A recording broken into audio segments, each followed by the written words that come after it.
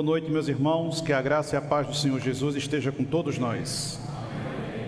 Também saudamos aqueles que estão nos acompanhando pelas transmissões, que Deus os alcance nesta noite, com a mesma graça que paira sobre nossas vidas neste lugar. Como é bom podermos nos reunir para juntos estarmos na presença do Senhor, o adorando na beleza da sua majestade. Vamos abrir as Escrituras. Eu convido você a abrir a sua Bíblia na epístola escrita pelo apóstolo Paulo aos Romanos. Nós vamos fazer a leitura no capítulo 1, iremos ler do verso 18 até o verso de número 25. Nós estamos em uma série de exposições na carta aos Romanos. As ministrações anteriores você já pode encontrar disponível nas plataformas digitais de nossa igreja. Romanos capítulo 1, do verso 18 ao verso 25. Conforme você localizar o texto, você pode se colocar de pé em reverência à palavra de Deus.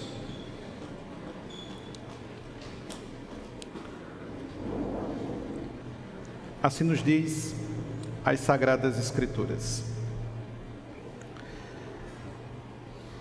a ira de Deus se revela do céu contra toda impiedade e perversão dos homens, que detêm a verdade pela injustiça. Porquanto o que Deus se pode conhecer é manifesto entre eles, porque Deus lhes manifestou.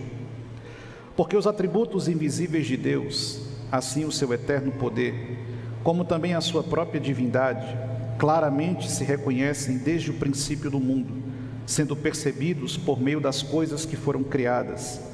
Tais homens são, por isso, indesculpáveis. Porquanto, tendo conhecimento de Deus, não o glorificaram como Deus, nem lhe deram graças, antes se tornaram nulos em seus próprios raciocínios, obscurecendo-lhes o coração insensato. Inculcando-se por sábios, tornaram-se loucos, e mudaram a glória do Deus incorruptível em semelhança da imagem de homem corruptível, bem como de aves, quadrúpedes e répteis.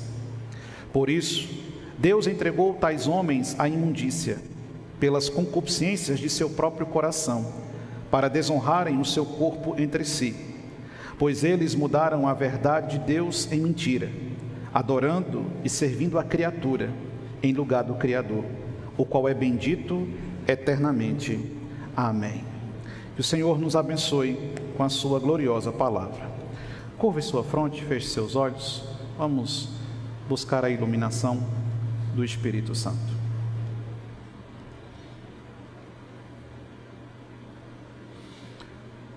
Querido Deus, nossos corações estão alegres, nossas almas estão vibrando diante da Tua face, pelo privilégio incomparável que o Senhor nos permite mais uma vez experimentar nesta noite. Nós não viemos aqui pelos nossos próprios esforços, nem tampouco pela nossa própria vontade, mas o Senhor nos trouxe à sua presença. E nós, ó Deus gracioso, não temos como retribuir tamanha misericórdia estendida a cada um de nós. Nós cremos que o Senhor fala através da sua palavra, e é por isso que nós te suplicamos nesse instante, Espírito Santo, Tu que sonda nossas mentes e os nossos corações, que esquadrinha os nossos passos, que penetra as regiões mais profundas de nosso coração, nesta noite fale conosco mais uma vez através da sua palavra. Traga consolo, refrigério, alívio. Ensine-nos, se preciso, corrija-nos, mas não permita, Senhor, não permita que venhamos a deixar este lugar da mesma maneira como nós chegamos aqui nessa noite. E se aqui entre nós ou a nos acompanhar à distância houver alguém que ainda não conhece a Teu Filho como o único e suficiente Salvador de sua vida, que nesta noite, segundo a sua misericórdia, vidas possam ser libertas do domínio da morte, para o louvor e a glória do Teu santo nome. Fala conosco, Senhor, nós queremos ouvir a Tua voz. É isso que nós te pedimos, com o nosso coração grato, em nome de Jesus Cristo. Amém. Podem sentar, meus irmãos.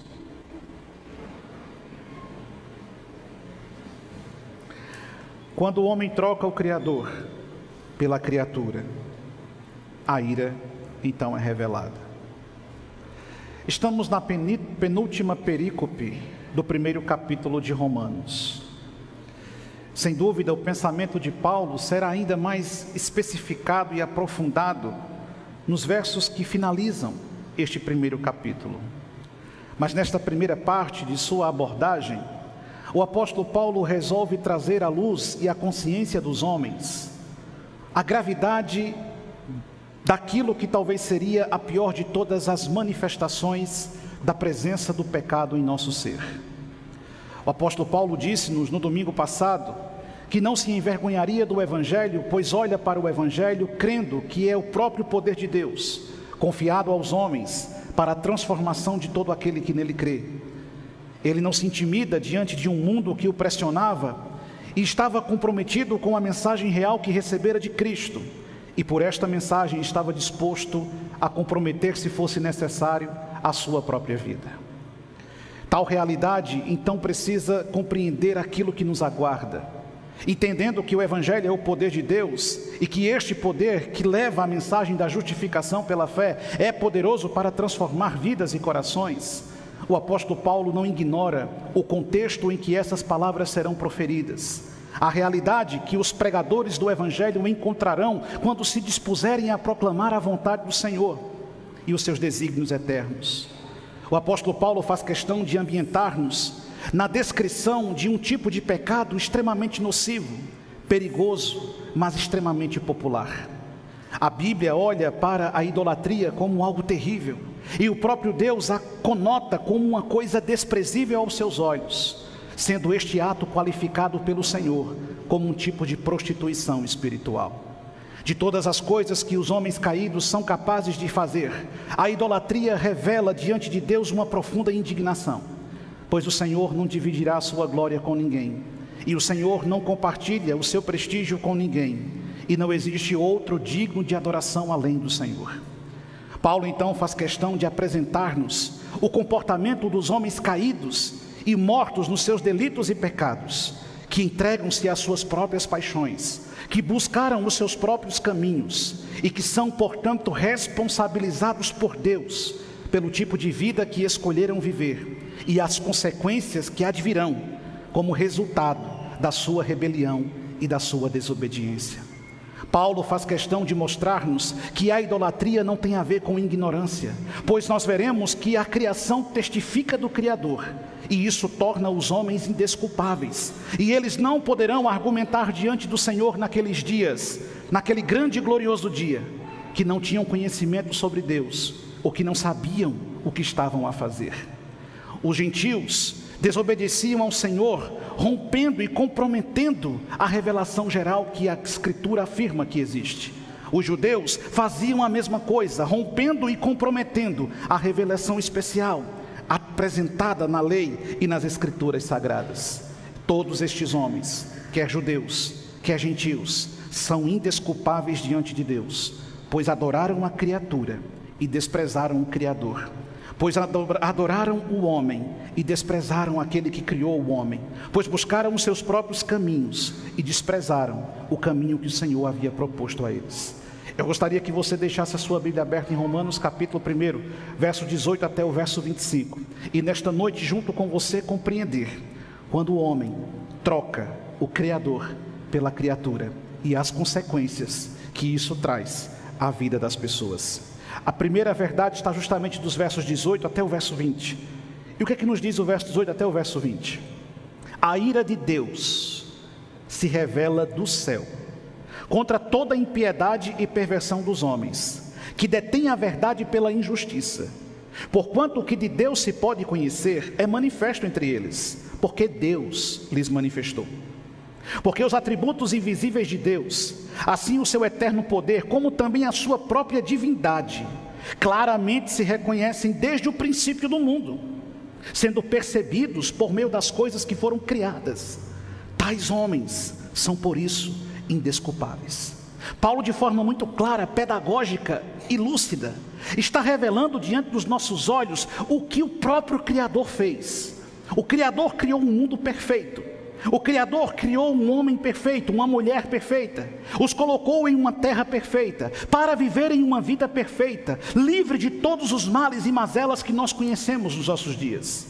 No entanto, este homem rebelou-se contra Deus, voltou-se contra Deus e buscou os seus próprios caminhos, desprezando o pacto que fizera com o seu Criador. E agora, Paulo está dizendo que a ira do Senhor também se revela do céu. Assim como o céu proclama a sua criação, o céu também proclama o seu juízo. Assim como o céu anuncia a sua majestade, o seu poder, a sua infinitude e a sua maravilhosa obra criadora, o céu também revela a indignação de Deus diante de uma humanidade que tem buscado os seus próprios caminhos e que tem constituído os seus próprios deuses. E é por isso que Paulo vai dizer que do céu se revela contra toda a impiedade. E a palavra grega impiedade aqui tem a ideia de múltiplas formas de pecado. Então é como se Paulo dissesse: a ira do Senhor está revelada no céu contra todas as formas de pecado com as quais os homens têm vivido nos nossos dias, e a sua perversão, e a sua maldade. Eles que conhecem a verdade, suprimem a verdade, tentam silenciar a verdade. E de que verdade o apóstolo Paulo está dizendo? Aquilo que ele justifica no verso 19, ele diz: porquanto o que de Deus se pode conhecer é manifesto entre esses homens, porque o próprio Deus se manifestou a esses homens. Qual é a verdade que esses homens conhecem, mas querem silenciar? Qual é a verdade que esses homens sabem que existe, mas eles querem negar? Qual é a verdade que a humanidade caída e decrépita nos seus delitos e nos seus pecados busca esquecer a todo o esforço possível? A verdade de que nós não somos obra do acaso. A verdade de que nós não somos frutos da aleatoriedade do mundo. A verdade de que nós não somos o resultado de um processo evolutivo. A verdade de que existe uma mente inteligente que criou todas as coisas. A verdade de que existe um Deus que lançou os fundamentos do universo. A verdade de que existe um Criador que delimitou o espaço do espaço sideral. A verdade que existe um ser que estabeleceu uma ordem perfeita para tudo que está ao alcance dos nossos olhos. A verdade que existe um Deus que criou a microbactéria e criou a criatura mais imensa que se move sobre a face dessa terra. A verdade de um Deus que criou esse planeta perfeito e tão complexo no qual nós vivemos, mas também criou galáxias e centenas de galáxias e imensos corpos celestes que estão sobre a nossa cabeça, cruzando esse universo de uma ponta para a outra. Qual é a verdade que eles querem negar? Que existe um Criador e nós existimos por causa da sua vontade criadora. E eles querem negar isso. Mas por que eles precisam negar isso? Porque aquilo que Deus propõe conflita diretamente com a vida que eles decidiram viver, com o modus operandi com o qual eles estão comprometidos a existir. E Paulo está dizendo: tudo que se pode conhecer sobre Ele manifestou diante dos nossos olhos. E isso está em plena harmonia com o Salmo 19. E lá no Salmo 19, do verso 1 até o verso 4, o salmista vai dizer: os céus proclamam. A palavra hebraica é pregam, anunciam. Os céus pregam o quê? A glória de Deus. E a palavra céu aqui não é no sentido metafísico, daquele céu que nós aguardamos, não, mas é o céu literal que está ao alcance das nossas vistas. Então a Escritura está dizendo que a criação proclama a glória de Deus. O firmamento anuncia as obras das suas mãos. Um dia discursa ao outro dia, uma noite revela conhecimento à outra noite. Não há linguagem, não há palavras, e deles não se ouve nenhum som. No verso 4 o salmista diz: no entanto, por toda a terra se faz ouvir a sua voz, e as suas palavras até os confins do mundo. E o que é que essas palavras dizem? Existe um Criador, existe um Deus Criador, existe um Deus que lhe formou, existe um Deus que lhe conhece antes da fundação do mundo, existe um Deus que lhe conhece quando você ainda era uma substância informe no ventre de sua mãe, existe um Deus que sabe quem você é. Mas é isso que eles querem negar, mas é isso que eles querem suprimir. Mas a criação revela a existência de Deus, e tudo o que se precisa saber sobre Ele está ao alcance dos nossos olhos, naquilo que nós chamamos de revelação geral. Mas não apenas a revelação geral, o Senhor trouxe-nos a sua revelação especial. E nós podemos ler a sua palavra, e nós podemos ter acesso à sua escritura, e nós podemos alcançar os seus desígnios por meio da revelação especial que Ele nos deu. Então não existem desculpas. O que Paulo está dizendo aqui, e se você visitar os termos gregos, a ideia de um discurso forense, Paulo está dizendo o seguinte: Deus se apresenta diante de vocês com provas incontestáveis, com provas inegáveis. O que Deus está afirmando e apregoando para vocês, Ele pode comprovar. Ele prova a sua existência. E como Ele prova a sua existência, tudo acontece exatamente, rigorosamente, conforme a sua vontade soberana. Ele controla todas as coisas. Aí ele vai dizer no verso 20: porque os atributos invisíveis de Deus, o seu eterno poder, como também a sua própria divindade, claramente se reconhecem desde o princípio do mundo, desde o início de tudo. Por meio das coisas que foram criadas, o homem sabe que existe um Deus. Mas desde o dia em que Adão resolveu desobedecer ao Senhor, os homens têm fugido deste Deus Criador e têm procurado os seus próprios deuses. Quem foi que ensinou o índio que o sol era sagrado? Quem foi que incutiu na cabeça do nativo, antes dos portugueses, os europeus chegarem aqui, a ter um tipo de devoção religiosa? Quem que ao mesmo tempo fez com que o asiático, isolado pela geografia, lá no extremo oriente, também desenvolvesse um tipo de religiosidade? Quem foi que incutiu no ser humano essa centelha divina que o impulsiona a buscar algum tipo de relacionamento espiritual? Isso não pode ser obra do acaso. Isso não é resultado de uma coisa incontrolável. O homem, desde o início, sabe que existe um Criador, mas eles querem fugir disso. O problema é que Deus está dizendo que essa humanidade, entregue às suas próprias paixões, ela é indesculpável, porque Deus se fez conhecer através da sua criação. E é por isso que Paulo vai dizer no final do verso 20: tais homens são por isso indesculpáveis. Não, você não vai poder chegar diante do Senhor naquele dia e dizer: eu não sabia. Ah, Senhor, eu não tinha o conhecimento necessário, eu não tinha um discernimento necessário. Não é assim que funciona. E por que não é assim que funciona? Lá em Atos capítulo 14, do verso 15 até o verso 17, o livro de Atos diz, eles pregando: senhores, por que fazeis isto? Nós também somos homens como vós, sujeitos aos mesmos sentimentos, e vos anunciamos o Evangelho, para que destas coisas vãs vos convertais ao Deus vivo, que fez o céu e a terra, o mar e tudo o que neles há, o qual nas gerações passadas permitiu que todos os povos andassem nos seus próprios caminhos.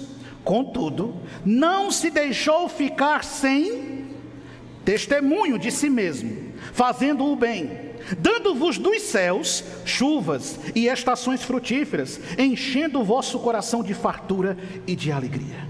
O que o livro de Atos está dizendo? Deus nunca deixou de ter um testemunho fiel a respeito da sua existência. Se chove, é porque Deus quer que chova. Se faz sol, é porque Deus quer que faça sol. Você nasceu porque Deus quis que você nascesse, e você vai morrer no dia que Deus marcou que você tem que morrer. Entende? Não cai um fio do seu cabelo sem a permissão de Deus. Deus tem um controle soberano sobre todas as coisas. Eles querem fugir dessa realidade, só que essa realidade os responsabiliza. Você tem uma responsabilidade. Você não vai poder argumentar com Deus que você não sabia. Mas se você fizer uma análise da sua vida, e se você examinar seu coração, aonde que você consegue perceber a presença constante do Senhor? Aonde que você consegue notar a evidência cabal e indiscutível de que Deus está cuidando de você? Meu Deus, você comeu hoje, você tomou banho hoje, você tem uma roupa cobrindo o seu corpo, você tem um teto que está sobre sua cabeça. Meu Deus, quantas bênçãos, quantas vitórias, quantas virtudes, quantos livramentos o Senhor já fez por você e você nem imagina. Deus cuida de você, e Ele prova, Ele testifica a sua existência real em nosso meio. E é por isso que não haverá desculpas. Qual é a desculpa que você vai dizer naquele dia? Mas o que é que os homens fazem? Olha os versos 21 até 23. Porquanto, tendo conhecimento de Deus, sim, eles tinham conhecimento de Deus. Os céus, de forma geral, proclamam a existência de Deus. A lei, de maneira específica, proclama a existência de Deus. Tendo conhecimento de Deus, não o glorificaram como Deus, nem lhe deram graças. Antes, se tornaram nulos em seus próprios raciocínios, obscurecendo-lhes o coração insensato. Mas eles não pararam aí. Eles conhecem sobre Deus, eles sabem que Deus existe, eles sabem que Deus é real, eles sabem que Deus controla todas as coisas. Mas mesmo tendo conhecimento de Deus, mesmo lendo as Sagradas Escrituras, sim, existem muitos ateus que leem as Escrituras. Existem muitas pessoas perniciosas que leem as Escrituras, e se brincar, elas têm as Escrituras na ponta de sua língua. Mesmo tendo todo o conhecimento possível sobre Deus, eles não glorificaram a Deus, eles não adoraram a Deus, eles não reconheceram Deus, eles não aceitaram Deus. Eles preferiram criar os seus próprios conceitos, estabelecer seus próprios raciocínios, e isso obscureceu o coração deles, e isso matou o coração deles. Aí o que eles fazem? Verso 22: e culcando-se por sábios, eles na verdade se tornaram loucos. Eles leram muito, eles observaram muito, eles refletiram muito, mas eles esbarraram em uma pedra que existe no caminho. E que pedra é essa, pastor? É a pedra que Paulo apresentou-nos no domingo passado. Eles esbarraram na pedra da fé, porque sem fé é impossível agradar a Deus. E todo aquele que dele se aproxima, diz a Escritura, precisa crer que ele existe.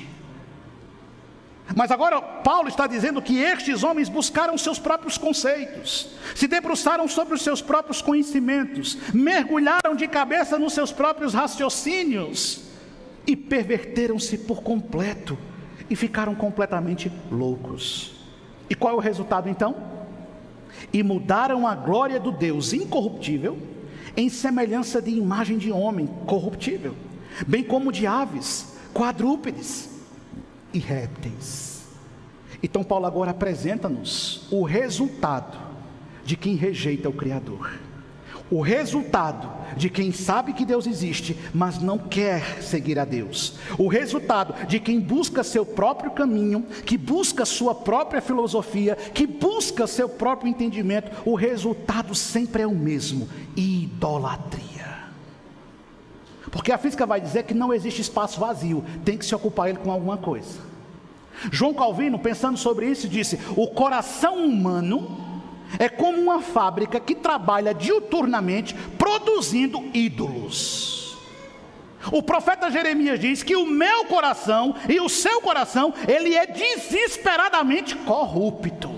Jesus Cristo afirmou que é no nosso coração que nasce todos os males que assolam nossa vida.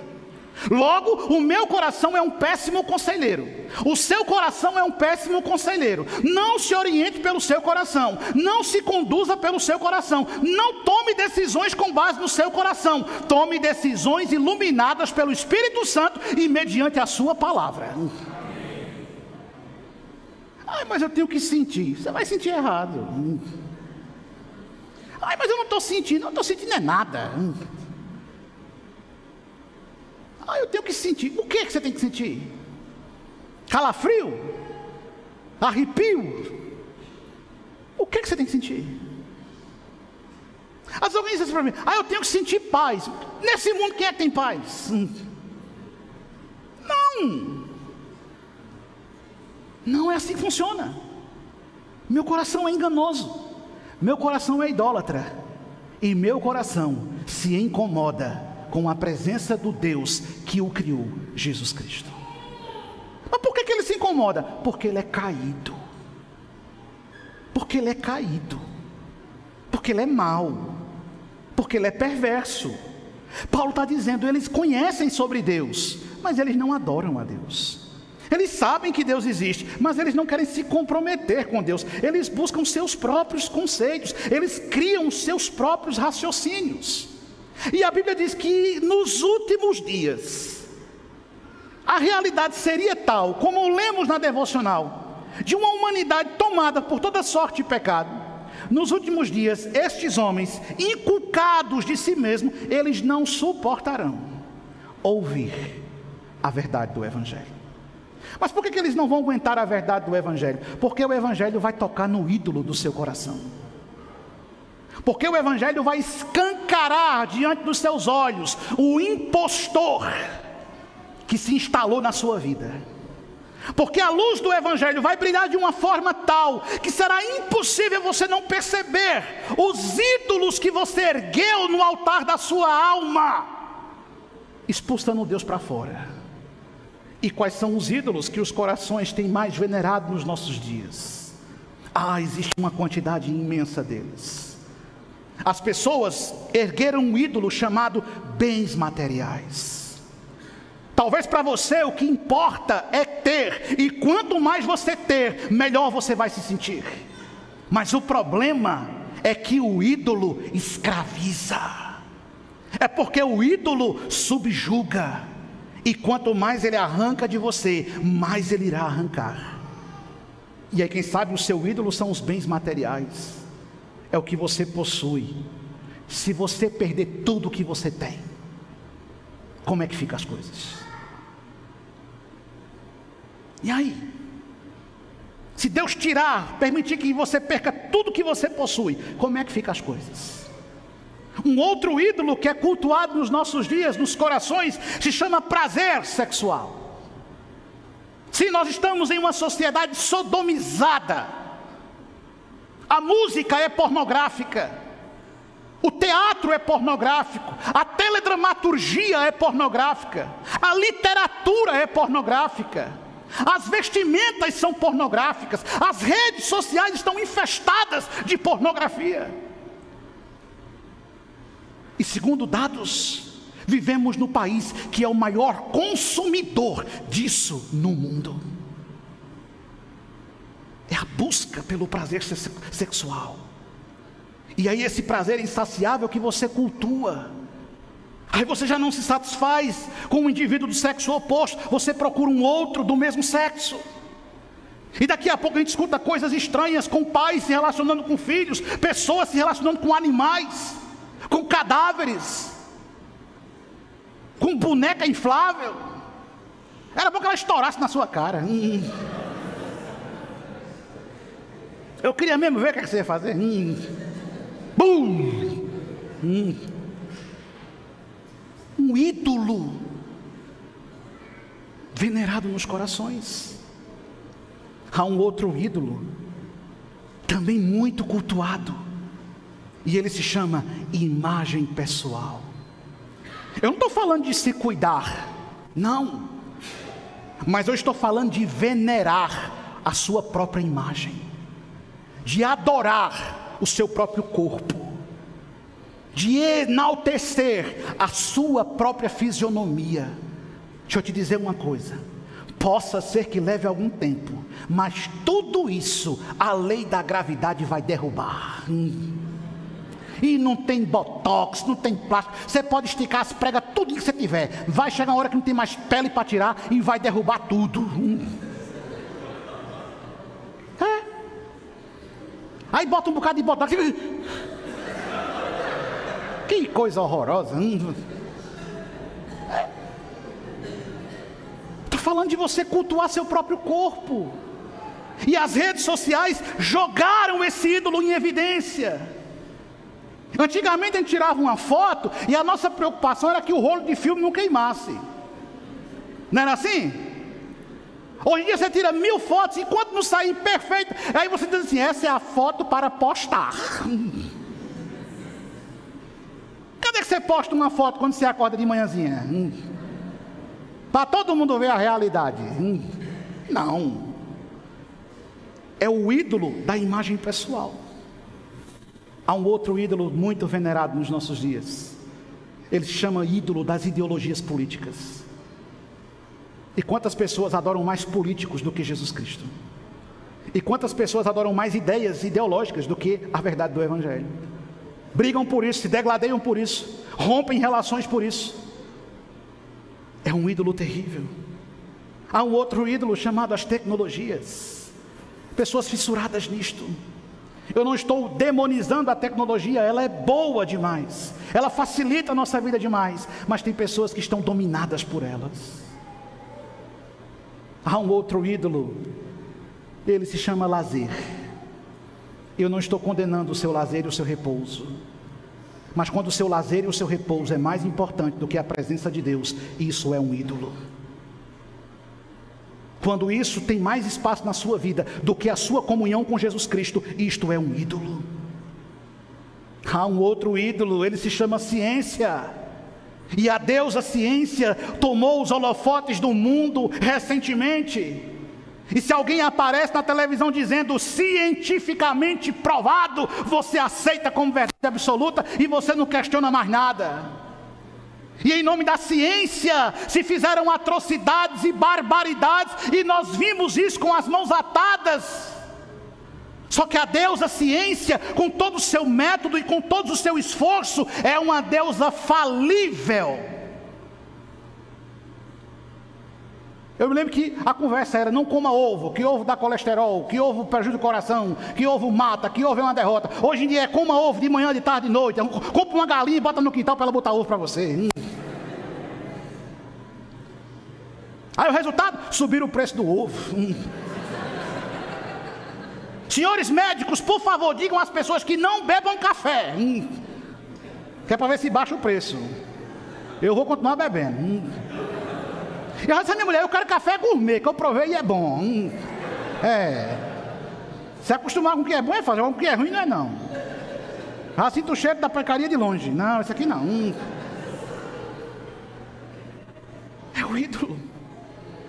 Não, irmãos. Quem sabe a carreira profissional é o seu ídolo. Talvez a carreira profissional seja o ídolo que se ergueu no seu coração. E tudo que você mais quer é ser o profissional bem-sucedido. E para agradar esse ídolo, você faz qualquer coisa. Não adiantará nada você ser um profissional bem-sucedido, se quando chegar lá no topo da sua carreira, você perceber que você não tem comunhão com Jesus Cristo.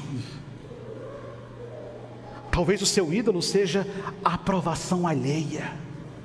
Você depende da aprovação das pessoas. Você carece que as pessoas te elogiem, que elas te afaguem, que elas te bajulem. Se você não tem isso, você fica triste, preocupado, perturbado. Talvez o seu ídolo seja o dinheiro. E por amor ao dinheiro, você rouba a Deus. E por amor ao dinheiro, você é mesquinho e muquirana no reino de Deus. Talvez seja o dinheiro. E talvez por causa do seu amor ao dinheiro, você já tenha sofrido perdas terríveis. Talvez o seu ídolo seja alguém da sua família. Sua esposa, seu marido, seu filho, sua filha. Talvez seja o seu ídolo. Estes ídolos ocupam um lugar que pertence unicamente a Cristo. Isso tudo tem tomado o lugar de Cristo na vida das pessoas, em sua grande maioria. E aí, quando nós falamos de idolatria, é comumente fácil pensar naquela imagem que as pessoas veneram, cultuam. Aquela idolatria é fácil de identificar. Aquela idolatria é simples de resolver. Tira o ídolo que ela acaba. Mas a grande e terrível forma de idolatria que Paulo está denunciando é a idolatria que o olho humano não enxerga, mas o Senhor contempla. É aquela idolatria que nasce no coração, que fica reservada no privado, no âmago, no íntimo. E o que é que o Espírito Santo está nos dizendo? Seja qual for o ídolo, ele tem que ser destruído, porque na nossa vida só Jesus Cristo tem primazia. É assim que funciona. É assim que funciona. Aí lá no Salmo 115, o verso 4 até o verso 8, o salmista vai dizer: prata e ouro são os ídolos deles, o dinheiro, obras das mãos dos homens. Tem boca e não falam, tem olhos e não veem, tem ouvidos e não ouvem, tem nariz e não cheiram, suas mãos não apalpam, seus pés não andam, som nenhum lhes sai da garganta. Tornem-se semelhantes a eles os que fazem e quanto neles confiam. O que é que o ídolo oferece a você? O que é que o ídolo tem dado a você? O que é que o ídolo tem oferecido a você? Nada, mas ele tem tirado tudo de você, tem arrancado tudo de você. E qual é a consequência? Veja o verso 24 até o 25. Por isso, Deus entregou tais homens. A ideia no grego é: abandonou esses homens. Deus entregou esses homens à imundícia, pelas concupiscências de seu próprio coração, para desonrarem o seu corpo entre si. Pois eles mudaram a verdade de Deus em mentira, adorando e servindo a criatura em lugar do Criador, o qual é bendito eternamente. Amém. O que é que Paulo está dizendo? Essa humanidade que nega a existência do Criador, essa humanidade que conhece sobre Deus, mas não quer se relacionar com Deus, essa humanidade busca seus próprios deuses, constrói os seus próprios ídolos, venera esses ídolos, se prostitui espiritualmente com esses ídolos. Deus abandonou esses homens à sua própria deriva. Mas por que Deus fez isso?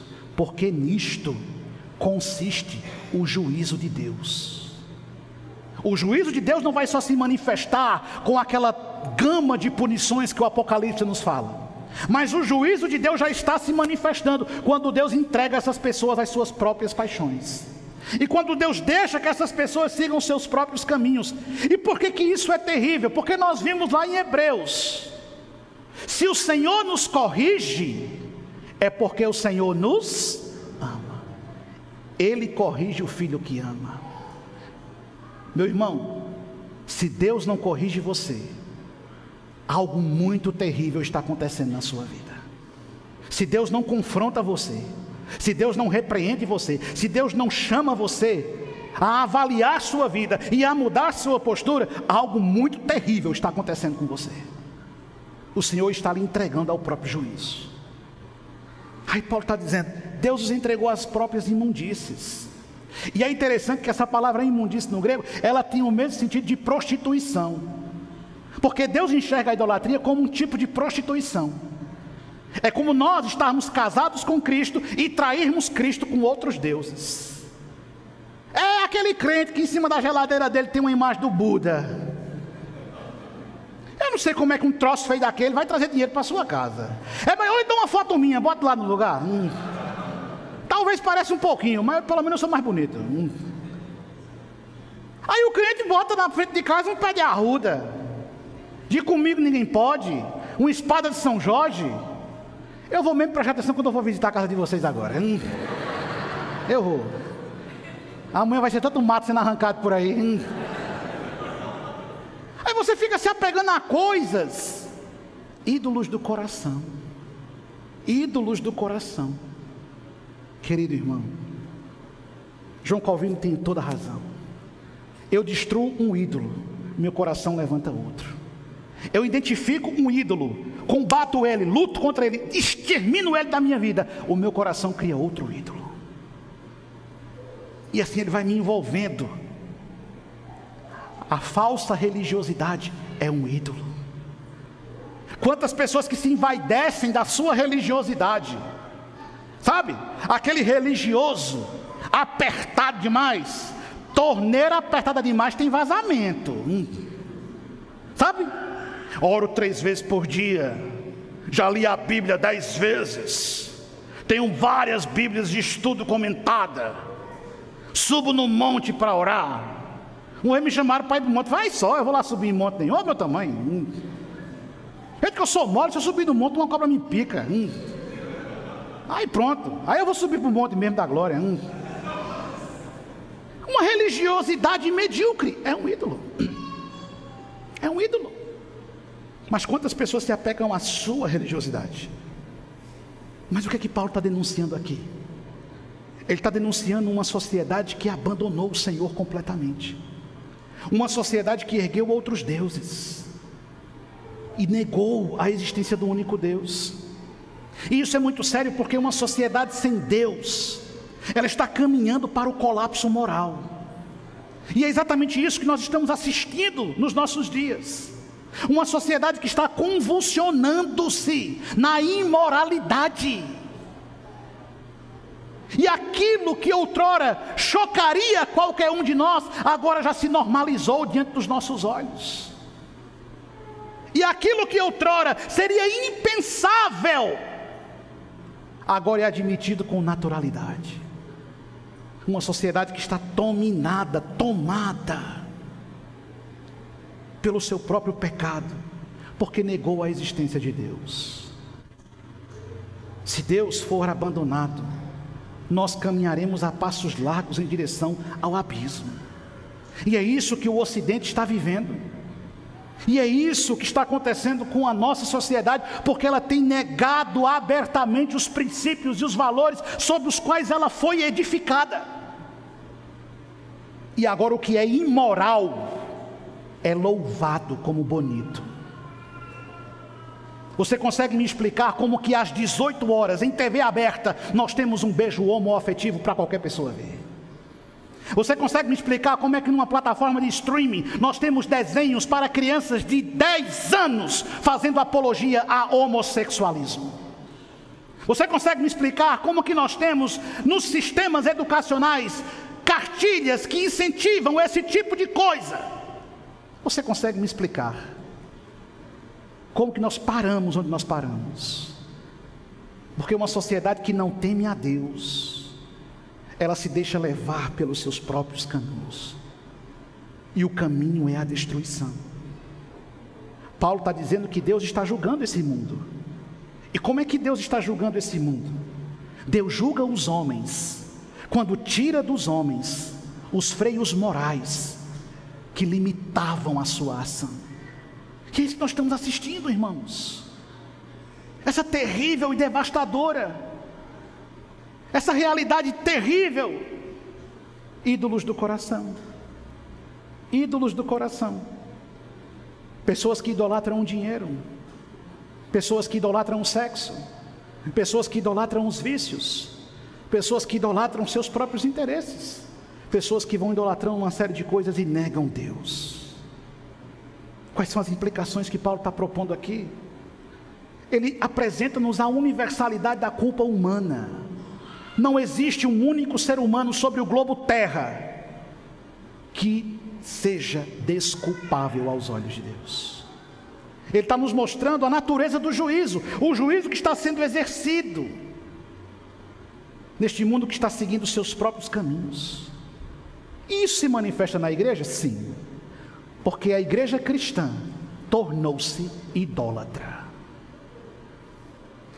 Tem crente que idolatra placa de igreja, tem crente que idolatra costumes de igreja, tem crente que idolatra pastor. Eu já lhe disse, você não me idolatre não. Por quê, pastor Luiz? Porque eu aprendi na Bíblia, ou Deus abate o ídolo,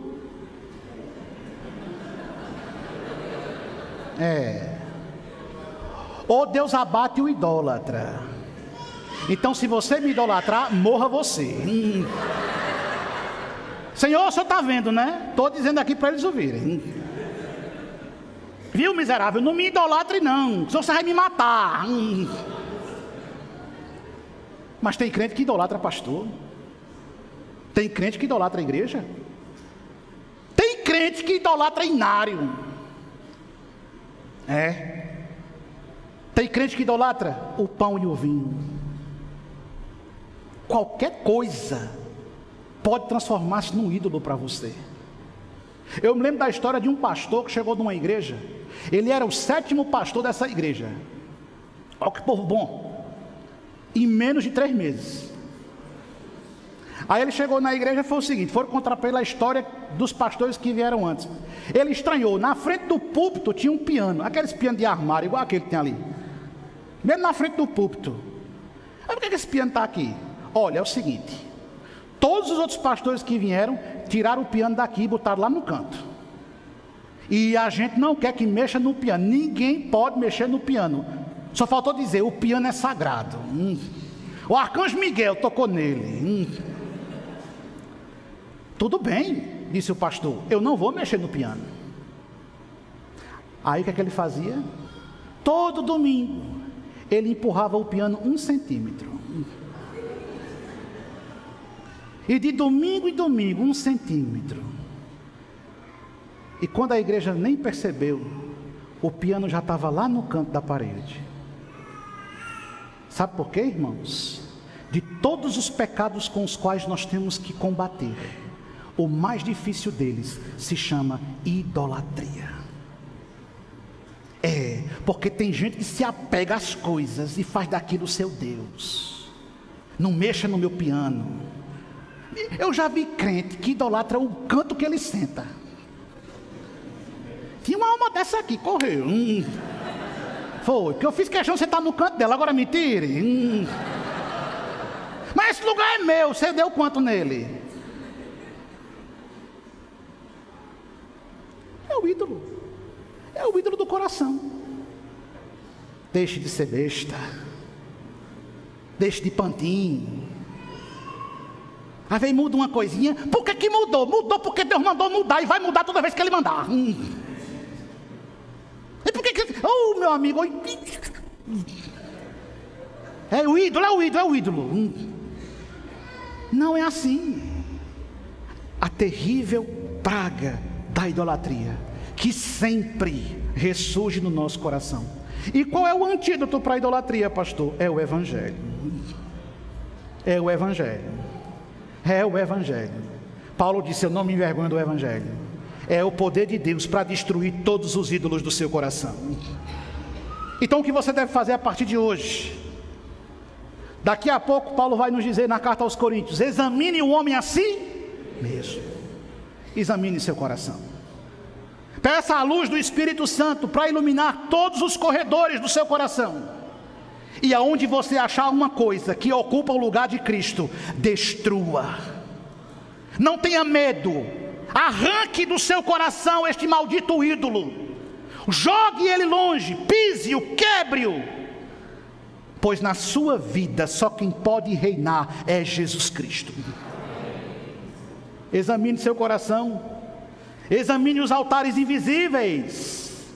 Identifique coisas que você trata com um amor absoluto. Lembre-se, ou Deus abaterá o ídolo, ou Deus abaterá o idólatra. Não apenas examine seu coração, recupere no seu coração o culto legítimo àquele que te criou. Adore somente a Deus. Ensine a verdade. Isso.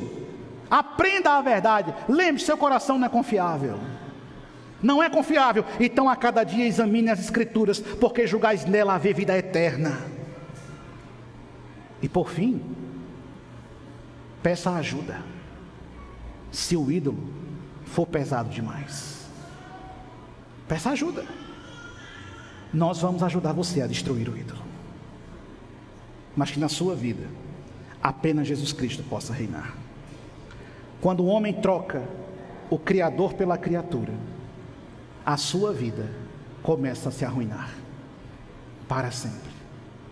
Portanto, nesta noite, se existem ídolos no seu coração, identifique-os, destrua-os e peça a Jesus Cristo que no meu coração só exista um Senhor, que a minha alma só venere um Deus, e que o Senhor me dê forças para romper com tudo que tem ocupado o lugar que pertence a Ele na minha vida.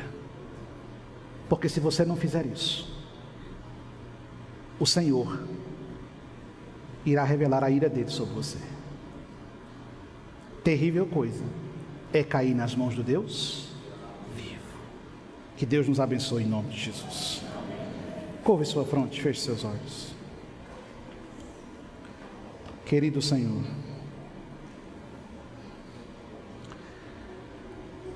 sonda o nosso coração nesse momento, Senhor Jesus.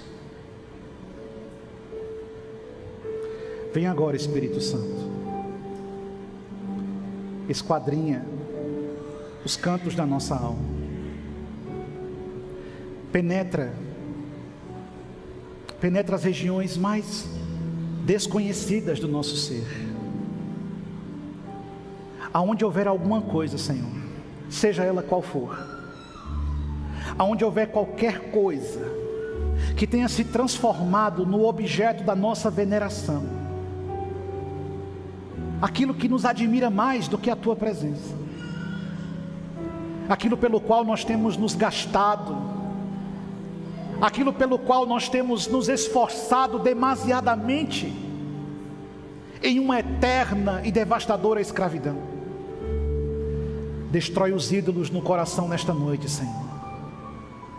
Vem, Espírito Santo, remove da nossa vida, remove dos altares de nosso ser os falsos deuses, os ídolos que nosso coração ergueu, corrompendo a nossa vida e negando a Tua existência, Senhor. Pai, tem de nós misericórdia. E assim como o Senhor visitou Israel tantas vezes, os levando ao caminho da purificação, purifica-nos nessa noite. Nós vamos cercar a Tua mesa, nós vamos comer do Teu pão, beber do Teu vinho. Perdoa-nos, Senhor. Perdoa-nos por sermos idólatras. Perdoa-nos por negarmos a Tua existência e buscarmos os nossos próprios caminhos. Vem, Espírito Santo, destrói os altares dos falsos deuses. Vem, Espírito Santo, limpa nossa alma, purifica nosso coração, edifica nossa vida. Vem, Espírito Santo, e enche-nos com o Teu poder, e faz de nós um novo homem, uma nova mulher, para o louvor e a glória do Teu santo nome. É isso que nós pedimos, em nome de Jesus. Amém.